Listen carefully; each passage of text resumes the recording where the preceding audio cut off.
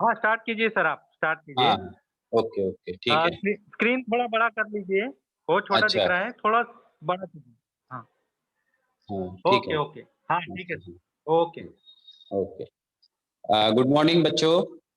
Good morning sir, आप सभी को आज के इस ऑनलाइन क्लास में स्वागत है। आज का सुविचार है, शिक्षा स्वतंत्रता के स्वर्ण द्वार खोलने की चाबी है। आज मैं आपको विज्ञान और प्रौद्योगिकी इस विषय में भाग 1 इस विषय के बारे में मैं आपको पार्ट 6 से पार्ट 10 तक जो महत्वपूर्ण प्रश्न हैं, जिसमें आपको बहुपर्यायी प्रश्न जो पूछे जाते हैं, प्रश्न क्रमांक 1 अ से, तो इसके संदर्भ में मैं लोकेश सर आपको जानकारी देने वाला हूँ। तो जैसा कि हमने पिछले लेक्चर में देखा था कि बहुपर्यायी प्रश्न यानी क्या होता है, जिसको हम ऑप्शनल क्वेश्चंस भी कह सकते हैं या फिर हम बहुविकल्पीय प्रश्न कह सकते हैं। इस बहुविकल्पीय या बहुपर्यायी प्रश्न में एक सवाल पूछा जाता है और 4 ऑप्शंस दिए जाते हैं, 4 पर्याय दिए जाते हैं। इन 4 पर्यायों में से एक पर्याय को हमें जो उचित लगे हमें या जो उसका सही उत्तर हमें लगे, हम उस पर क्लिक करते हैं।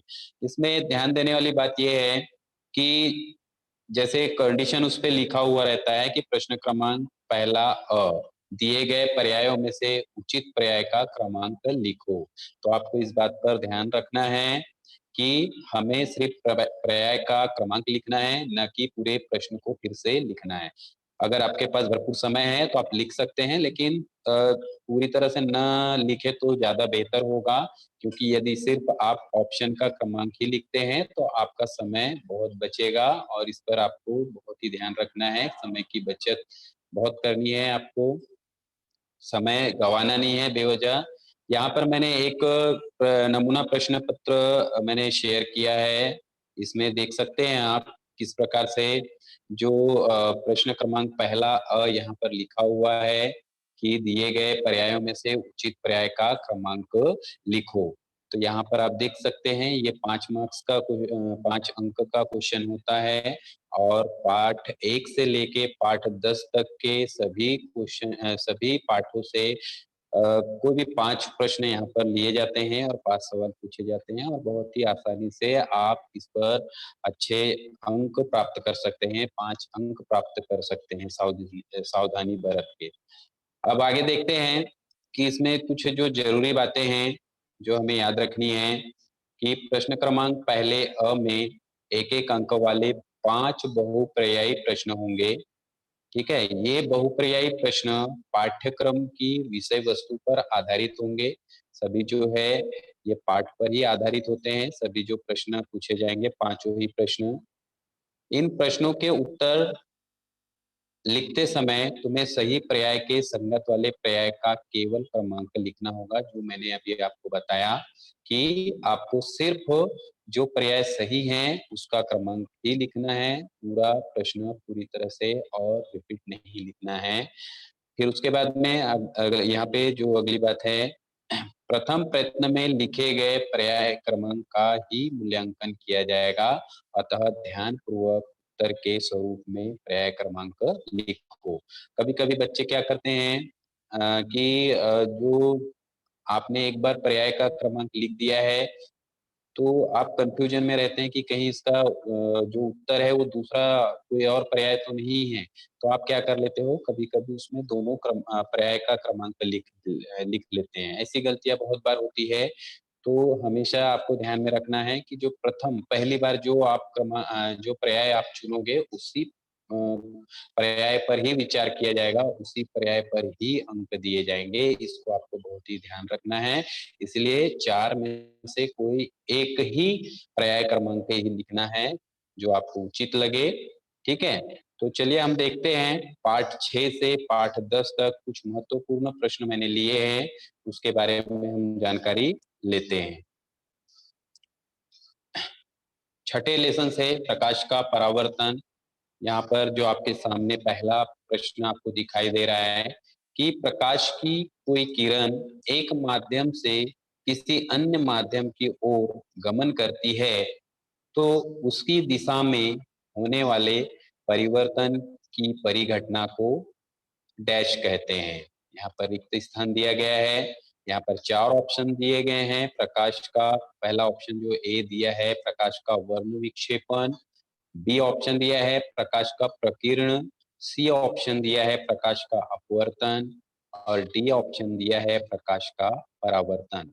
तो आपको पता ही है, प्रकाश जब एक पारदर्शक माध्यम से दूसरे पारदर्शक माध्यम में तिरछे आपतित होता है, तब उसके संचरण की दिशा परिवर्तित हो जाती है।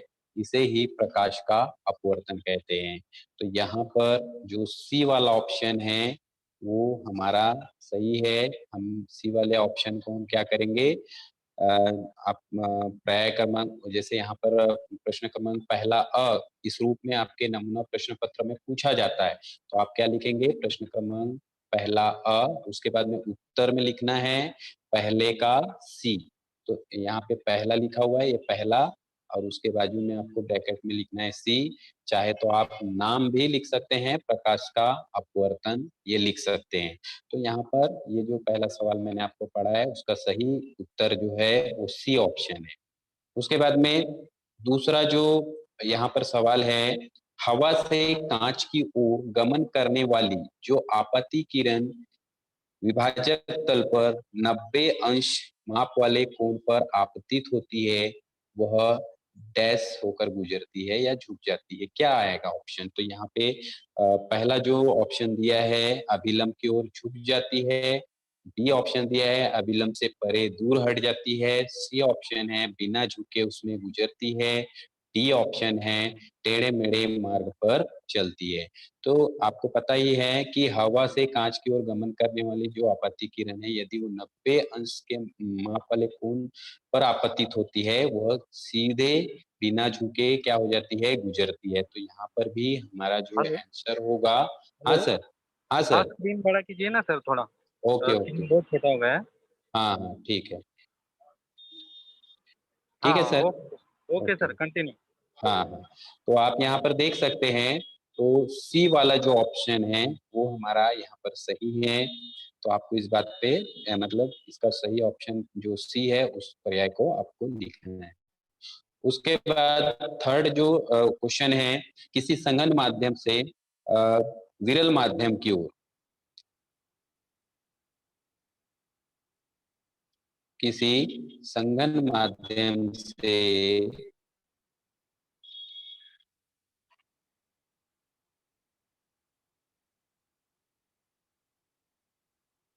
किसी संघन माध्यम से विरल माध्यम की ओर चलने वाली कोई आपत्ति किरण दोनों माध्यमों की सीमा पर लम्ब हो, तो आपतन कोण की जो माप है वो क्या होगी? तो यहाँ पर किसी संघन माध्यम से विरल माध्यम की ओर चलने वाली जब भी कोई आपत्ति किरण दोनों माध्यमों की सीमा पर लम्ब हो, तो आपतन कोण 0 अंश होगी। यहाँ पर जो तीसरे वाले प्रश्न का जो सही उत्तर है वो ए ऑप्शन है, क्योंकि यहाँ पर 4 ऑप्शन दिया है। ऑप्शन ए में 0, ऑप्शन बी में 30 अंश, सी ऑप्शन में 60 अंश और डी ऑप्शन में 90 अंश। चौथा जो प्रश्न है यहाँ पर है, यदि आपत्ति किरण और कांच के टुकड़े की सतह के बीच बनने वाले कोण की माप 50 अंश हो, तो आपतन कोण की माप कितने अंश होगी? यहाँ पर डैश अंश होगी। तो यहाँ पर 4 ऑप्शन दिए हैं। ऑप्शन ए में 50 अंश, ऑप्शन बी में 25 अंश और ऑप्शन सी में 40 अंश और ऑप्शन डी में 100 अंश। तो इस प्रकार से आपको यहाँ पर जो ऑप्शन दिए गए हैं उसमें से जो आपको ध्यान में रखना है कि यहाँ पर 40 अंश होगी। इस प्रश्न का जो सही उत्तर है सी वाला है, तो हमें सी पर क्या करना है, क्लिक करना है।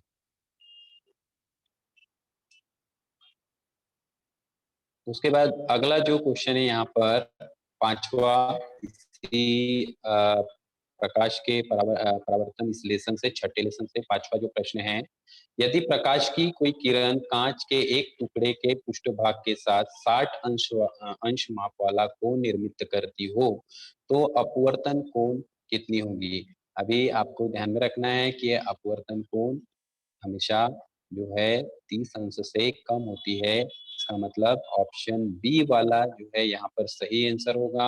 हमें ऑप्शन बी पे हमें जो पर्याय क्रमांक जो बी है वो हमें लिखना होगा।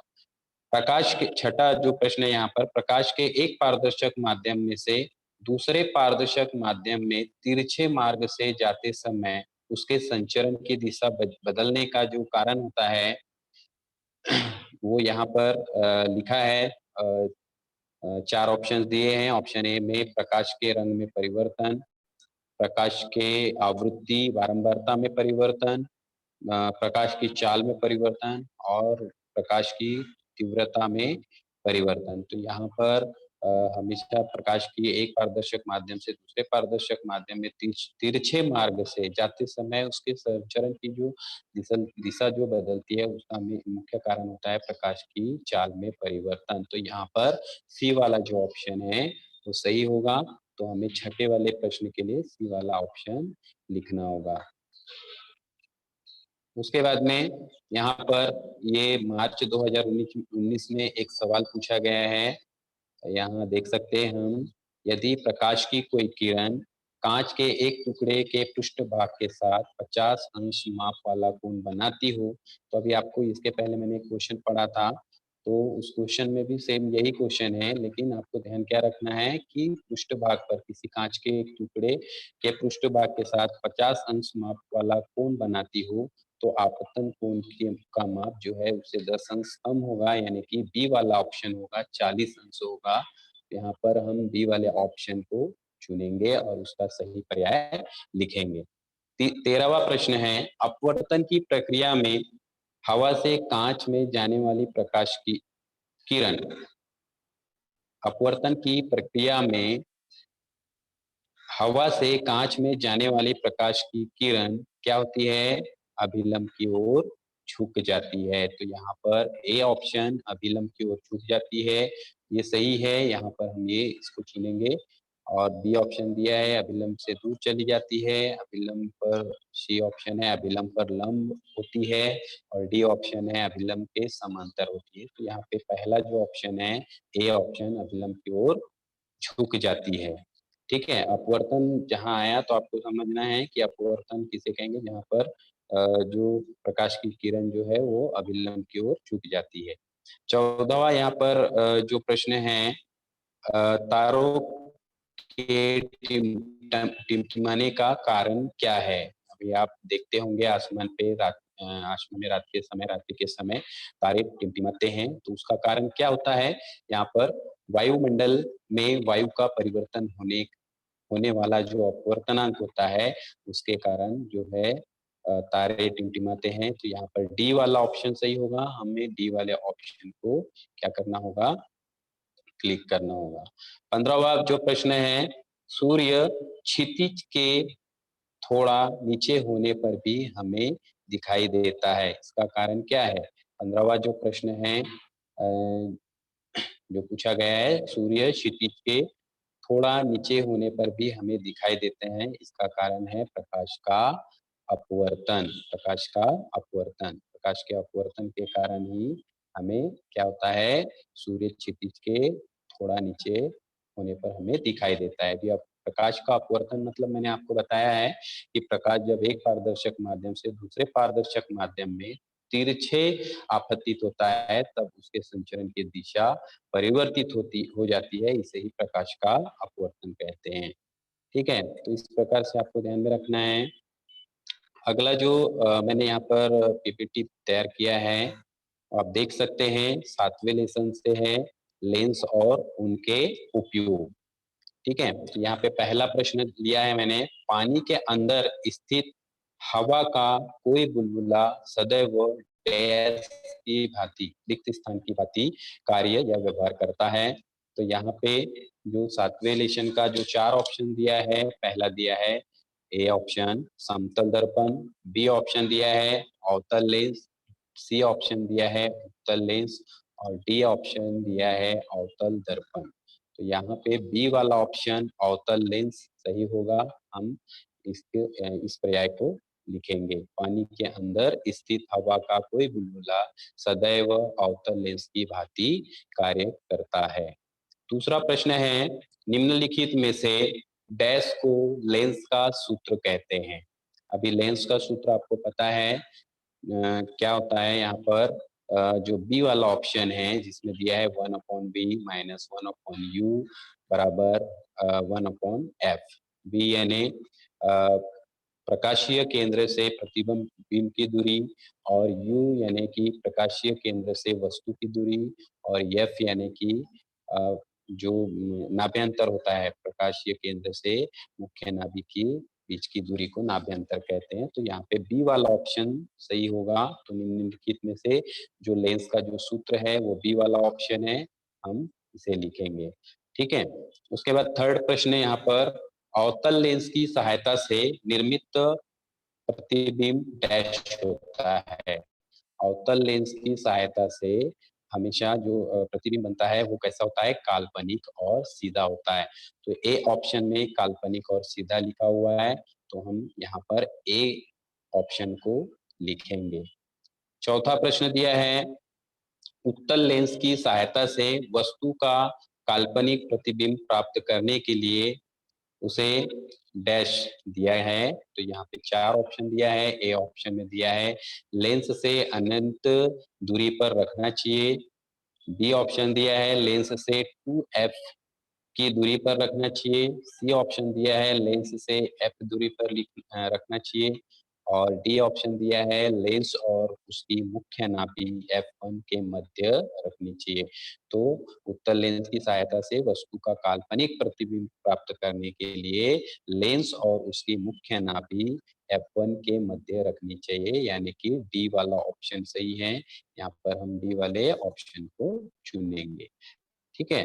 अगला देखते हैं स्लाइड। यहाँ पर पांचवा जो प्रश्न आपके सामने दिख रहा है, यहाँ पर हम देख सकते हैं, यदि कोई वस्तु उत्तल लेंस के 2f1 पर रखी हो तो उसका प्रतिबिंब भी जो 2f2 पर बनेगा। कहाँ पर बनेगा, 2f2 पर बनेगा। तो यहाँ पे बी वाला ऑप्शन हमारा सही है, हम बी वाले ऑप्शन को चुनेंगे। छठा प्रश्न दिया है, उत्तल लेंस द्वारा वस्तु के ही बराबर वास्तविक प्रतिबिंब प्राप्त करने के लिए वस्तु को कितनी दूरी पे रखना चाहिए। यहाँ पर ए ऑप्शन लेंस की अनंत दूरी, उसके बाद में लेंस की मुख्य नाभि पर रखना चाहिए। यहाँ पर सी ऑप्शन दिया है f1 तथा 2f1 के मध्य रखनी चाहिए। तो यहाँ पे डी ऑप्शन दिया है 2f1 पर रखना चाहिए। तो इसका सही उत्तर है, उत्तल लेंस द्वारा वस्तु के बराबर वास्तविक प्रतिबिंब प्राप्त करने के लिए वस्तु को 2f1 पर रखना चाहिए। डी ऑप्शन सही है और हमें डी ऑप्शन को लिखना है। सातवां प्रश्न दिया है, उत्तल लेंस के प्रकाश केंद्र O तथा मुख्य नाभि f1 के मध्य रखी गई वस्तु का डैश प्रतिबिंब प्राप्त होता है। तो यहाँ पर ए ऑप्शन सही है, अभिवर्धित तथा सीधा। तो हम अभी इसको चुनेंगे और इसको लिखेंगे। ठीक है। अगला स्लाइड देखते हैं। 8वें लेसन से धातु विज्ञान। अब यहाँ पर आप देख सकते हैं, यहाँ पर पहला जो प्रश्न दिया है धातु विज्ञान से संबंधित 8वां लेसन है। निम्नलिखित में से किसी धातु का तत्व किस धातु तत्व का संकेत है। यहाँ पर जो पहला सवाल दिया है, किसी धातु तत्व यानी धातु, अधातु और धातु सदृश्य, इस प्रकार से जो है तत्व होते हैं, धातु, अधातु और धातु सदृश्य। तो यहाँ पे धातु तत्व का जो संकेत है, धातु में यहाँ पर मैग्नीज करके लिखा हुआ है, तो ये मैग्नीज का जो यहाँ पर संकेत दिया है वो हम लिखेंगे क्योंकि ये धातु है।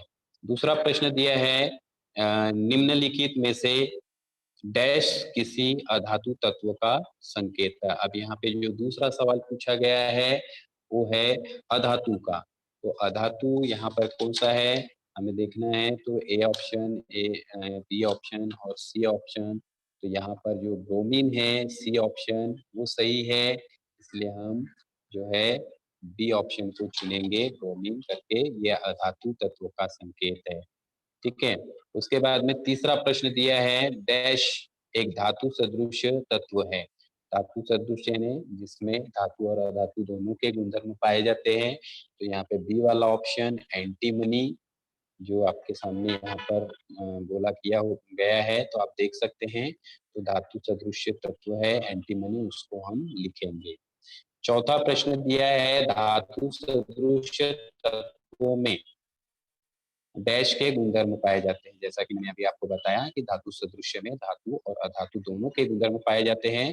तो हमारा यहाँ पर सी वाला ऑप्शन सही है। तो हम धातु तथा अधातु दोनों के गुणधर्म पाए जाते हैं धातु सदृश्य में, तो हम इसे सी वाले ऑप्शन को चुनेंगे। पांचवा प्रश्न दिया है, डैश विद्युत धारा का उत्तम चालक है।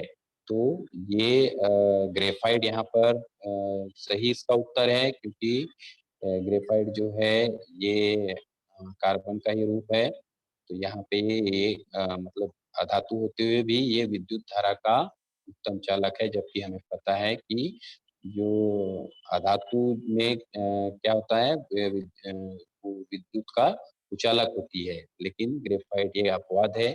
जो यहाँ पे इसका सही ऑप्शन है कि ग्रेफाइट विद्युत धारा का उत्तम चालक है।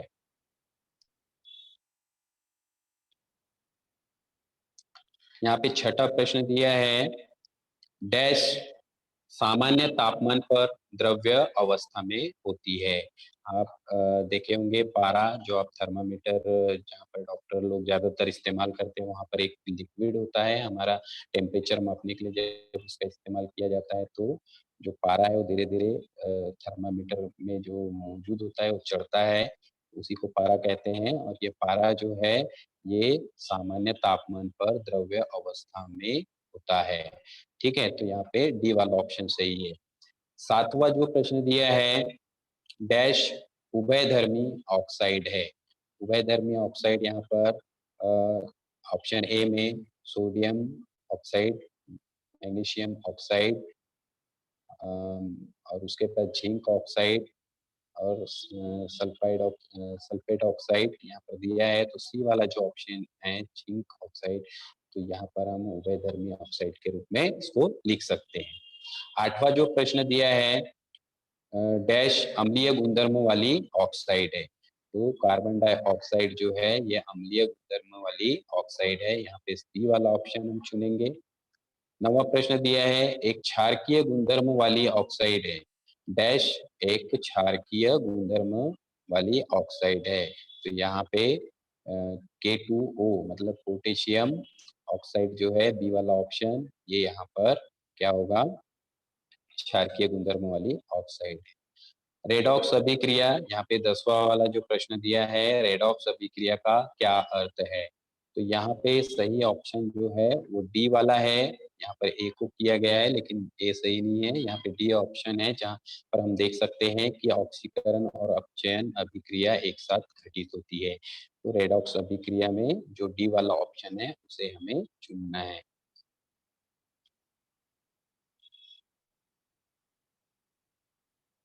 अगला जो प्रश्न दिया है,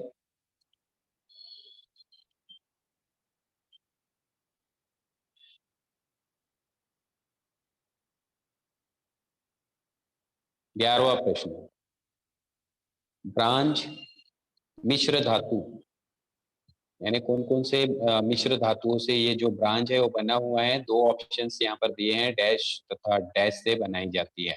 तो यहाँ पर तांबे तथा टील, इन दोनों धातुओं से ब्रांच बनाई जाती है। तो एक ऑप्शन पे एक रिक्त स्थान पे खाली जगह पर तांबा तथा दूसरे खाली स्थान पे टीन हमें लिखना है। 12वां जो प्रश्न दिया है, लोहे, निकेल तथा क्रोमियम से बनाए गए मिश्र धातुओं को क्या कहते हैं। तो जैसा कि आप घर पे बर्तन जो यूज करते हैं पीतल का देखते होंगे, तो वो लोहे, निकेल तथा क्रोमियम से, ये मतलब इन मिश्र धातु किसे कहेंगे, दो या दो से अधिक धातु के मिश्रण को हम मिश्र धातु कहेंगे। तो यहाँ पे पीतल आएगा, तो यहाँ पे पीतल लिखेंगे। उसके बाद 13वां प्रश्न जो दिया है, डैश सोडियम हाइड्रोक्साइड में विलेय है यानी घुलनशील है। तो यहाँ पे जो 13वां जो प्रश्न है उसका सही ऑप्शन यहाँ पे दिया है कैल्शियम। ए ऑप्शन में कैल्शियम दिया है और बी ऑप्शन में दिया है मैग्नीशियम, और सी ऑप्शन में दिया है आयरन, और डी ऑप्शन में दिया है जिंक, जस्ता। तो जस्ता जो है वो सोडियम हाइड्रोक्साइड में मिले है, घुलनशील है।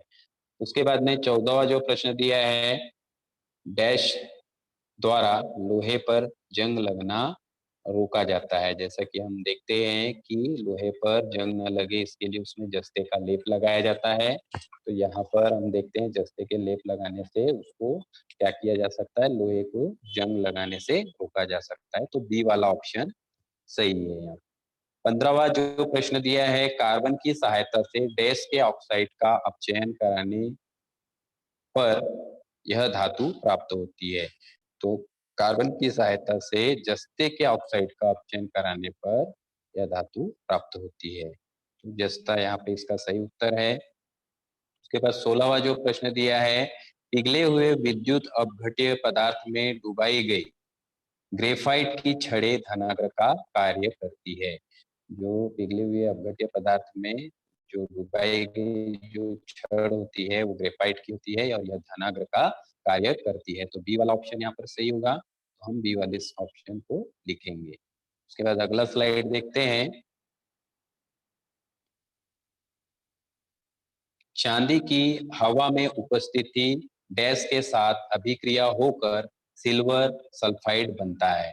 तो यहाँ पे जो सही ऑप्शन है, ए ऑप्शन में दिया है ऑक्सीजन, बी ऑप्शन में दिया है हाइड्रोजन सल्फाइड, सी ऑप्शन में दिया है कार्बन डाइऑक्साइड और डी ऑप्शन में दिया है नाइट्रोजन। तो यहाँ पर बी वाला ऑप्शन सही है। चांदी की हवा में उपस्थिति हाइड्रोजन सल्फाइड के साथ अभिक्रिया होकर सिल्वर सल्फाइड बनता है।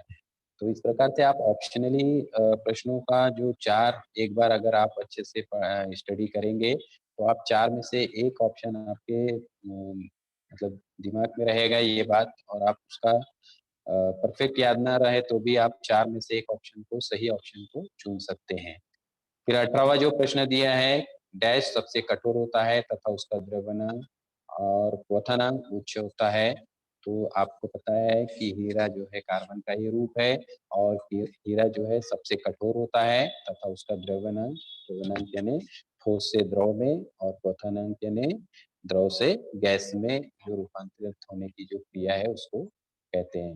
यहाँ पे द्रव्यमांक और क्वथनांक जो है सबसे उच्च जो होता है वो हीरा का होता है और कठोर भी होता है। 19वां प्रश्न दिया है, डैश आभूषणों पर सोना चढ़ाया जाता है। तो यहाँ पर क्योंकि सोने का जो ये सॉरी डैश आभूषणों पर सोना चढ़ाया जाता है। तो यहाँ पर तीनों ऑप्शन दिया गया है ए बी सी को क्षरण रोकने के लिए, मूल धातु पर जंग रोकने के लिए, आभूषण को आकर्षक बनाने के लिए सोना चढ़ाया जाता है कई आभूषणों पर। ठीक है, अगला प्रश्न देखते हैं। यहाँ पर 90 लेसन से मैंने यहाँ पर कुछ प्रश्न लिए हैं कार्बनिक यौगिक। तो यहाँ पे हम देखते हैं कार्बनिक यौगिक में जो पहला प्रश्न है, एक ही तत्व के परमाणुओं में परस्पर बंध निर्मित होने पर एक ही तत्व के परमाणुओं में परस्पर बंध निर्मित होने पर श्रृंखला तैयार करने के गुणधर्म को क्या कहते हैं, डैश कहते हैं। तो यहाँ पर ए ऑप्शन में श्रृंखलन, बी ऑप्शन में बहुलीकरण, सी ऑप्शन में निर्जलन, डी ऑप्शन में समवायता। तो यहाँ पर श्रृंखलन कहते हैं क्योंकि जैसे जैसे परमाणु में दूसरे परमाणु के बंध निर्मित होते हैं तो उसके जो श्रृंखला तैयार होती है उसको श्रृंखलन यानी उस गुणधर्म को श्रृंखलन कहते हैं। बी वाला ऑप्शन, दूसरा वाला जो प्रश्न है, अल्केन कुल की सजातीय श्रेणी में किन्हीं दो क्रमिक यौगिकों के परमाणु द्रव्यमान में 14 म्यू का अंतर होता है। सी वाला ऑप्शन यहाँ पर सही है और सी वाले ऑप्शन को हम चुनेंगे। तीसरा प्रश्न दिया है, डैश के कारण वनस्पति तेल का वनस्पति घी में रूपांतरण होता है। तो हाइड्रोजनीकरण के कारण वनस्पति तेल का वनस्पति घी में रूपांतरण होता है। चौथा प्रश्न दिया है, डैश द्वारा कार्बन ब्लैक का जल प्राप्त होता है। तो मीथेन यहाँ पर इसका सही उत्तर है। तो मीथेन द्वारा कार्बन ब्लैक प्राप्त होता है। यहाँ पर हम ए वाले ऑप्शन को चुनेंगे। पांचवा प्रश्न दिया है, अल्किन का सामान्य अणुसूत्र अल्किन का सामान्य अनुसूत्र डैश है। तो अल्किन, इसमें हम देखते हैं अल्केन, अल्कीन और अल्काइन, इस प्रकार से जो बंध के हिसाब से जो एक हरा बंध, दोहरा बंध और तीहरा बंध के हिसाब से नाम दिया जाता है। तो यहाँ पे देखते हैं उसका जो सामान्य अनुसूत्र ए वाले ऑप्शन में CnH2n यहाँ पर आएगा, तो ए वाले ऑप्शन को हमें चुनना है। छठा प्रश्न दिया है, पराबैंगनी किरणों के संपर्क में क्लोरीन के साथ मीथेन की अभिक्रिया को डैश कहते हैं। तो पराबैंगनी किरणों के संपर्क में क्लोरीन के साथ मीथेन की अभिक्रिया को प्रतिस्थापन अभिक्रिया कहते हैं।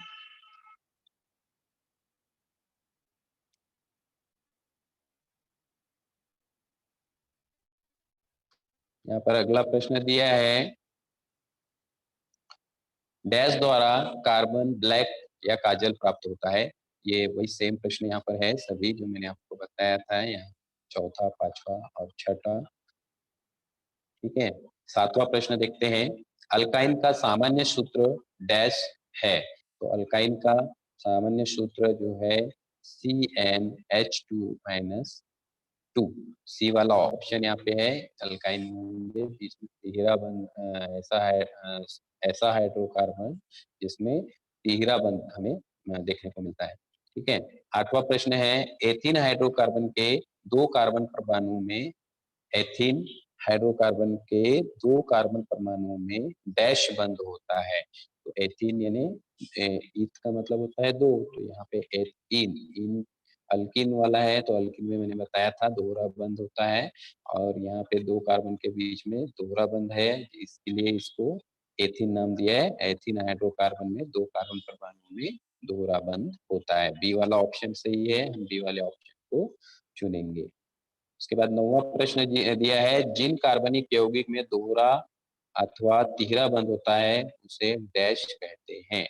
ये आपने पढ़ा होगा, हाइड्रोकार्बन के दो प्रकार, संतृप्त हाइड्रोकार्बन और असंतृप्त हाइड्रोकार्बन। तो जिसमें सिंगल बंध होता है उसको संतृप्त हाइड्रोकार्बन कहते हैं, और जिसमें दोहरा या तिहरा बंध हो उसे असंतृप्त हाइड्रोकार्बन कहते हैं। तो यहाँ पे डी वाला ऑप्शन दिया है, असंतृप्त यौगिक कहते हैं। जिन कार्बनिक यौगिक में दोहरा अथवा तिहरा बंध होता है उन्हें असंतृप्त हाइड्रोकार्बन या यौगिक कहते हैं।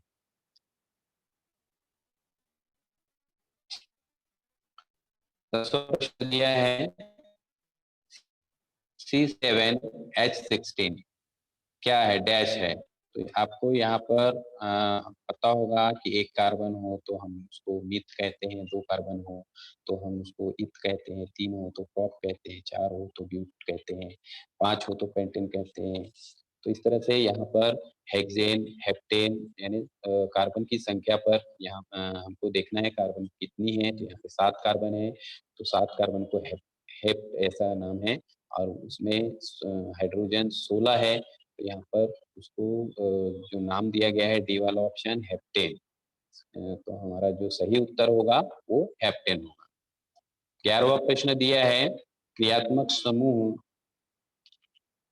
कार्बन, और यहाँ पर उसका जो कार्बोक्सिलिक जो अम्ल लगा हुआ है OH को डैश कहते हैं।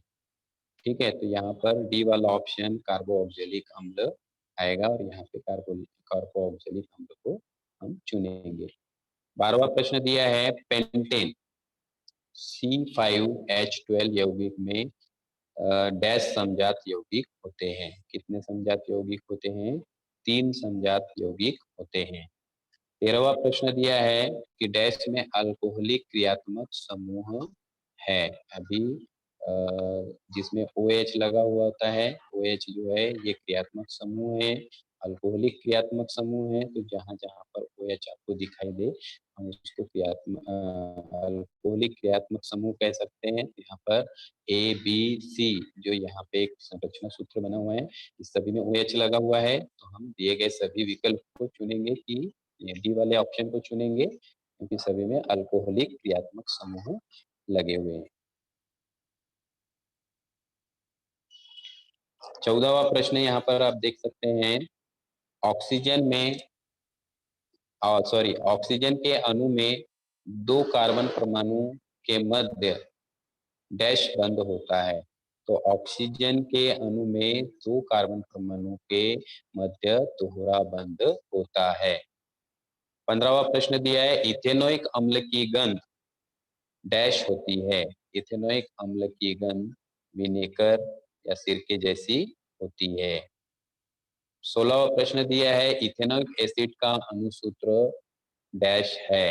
ऑप्शन ए में CH3 COOH यहाँ पर देख सकते हैं। तो यहाँ पे इथेनोइक एसिड का जो अणुसूत्र है वो यहाँ पर दिया गया है, उसे लिखेंगे। नीचे 17वां जो प्रश्न है, निम्न संरचना सूत्र किस कार्बनिक यौगिक का है। यहाँ पर आप देख सकते हैं कार्बन की संख्या 6 है, दोहरा बंध है, तो बेंजीन इसका सही उत्तर होगा, बेंजीन में।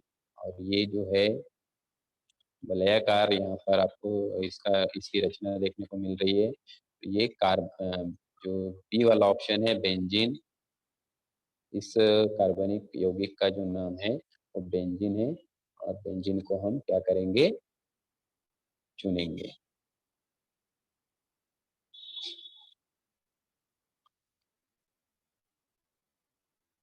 दसवें पार्ट से यहाँ पर दो प्रश्न लिए गए हैं अंतरिक्ष अभियान से। पहला प्रश्न है, निम्न में से पृथ्वी की निम्न भ्रमण कक्षा का उपग्रह कौन सा है। तो यहाँ पर आप देख सकते हैं निम्न भ्रमण कक्षा यानी पृथ्वी के मतलब पृथ्वी को भ्रमण करने वाले जो उपग्रह होते हैं उनकी 3 कक्षाएं होती है ना।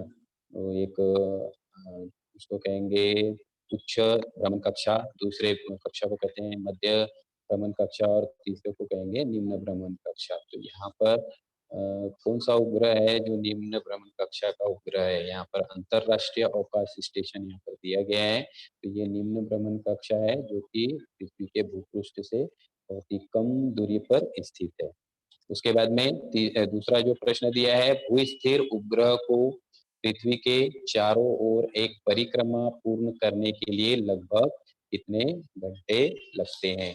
तो यहाँ पर आप देख सकते हैं कि पहला ऑप्शन ए दिया है 10, बी दिया है 6, सी ऑप्शन दिया है 12 और डी ऑप्शन दिया है 24। तो भू-स्थिर उपग्रह को पृथ्वी के चारों ओर एक परिक्रमा को पूर्ण करने के लिए लगभग 24 घंटे लगते हैं। तो इस प्रकार से आपको मैंने जो 6 से लेकर 10 तक के जो महत्वपूर्ण जो बहुपर्यायी प्रश्न थे वो मैंने आपको बताया है। आप इसकी तैयारी अच्छे से कीजिए, इससे आपको बहुत अच्छे अंक प्राप्त हो सकते हैं। जो बच्चे थोड़े से पढ़ाई में कमज़ोर हैं, बहुत ही अच्छा है कि हम 4 ऑप्शन में से एक ऑप्शन को चुनकर हम 5 में से 5 अंक प्राप्त कर सकते हैं। ठीक है, थैंक यू वेरी मच, धन्यवाद।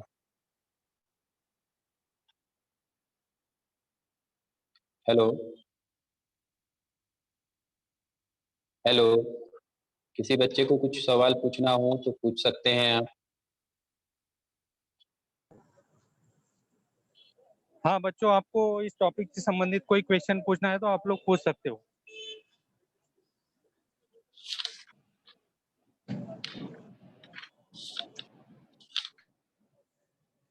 हाँ सर, अपना माइक ऑन कीजिए।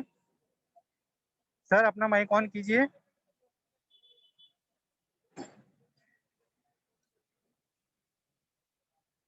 लोकेश सर अपना माइक ऑन कीजिए।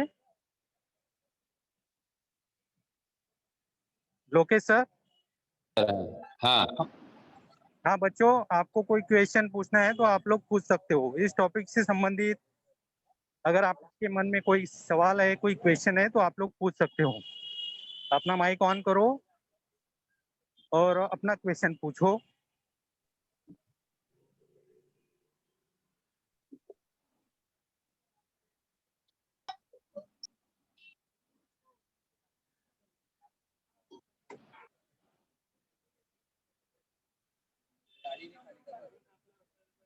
हाँ बच्चों, पूछना है आपको, कोई क्वेश्चन पूछना है इस टॉपिक से संबंधित। No sir. हाँ, टॉपिक समझ में आया सबको।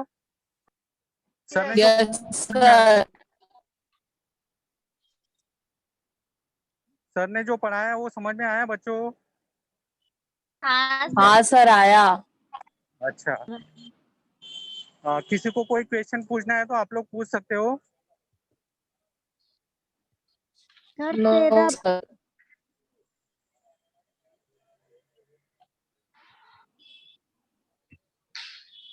नो सर, कोई डाउट नहीं है।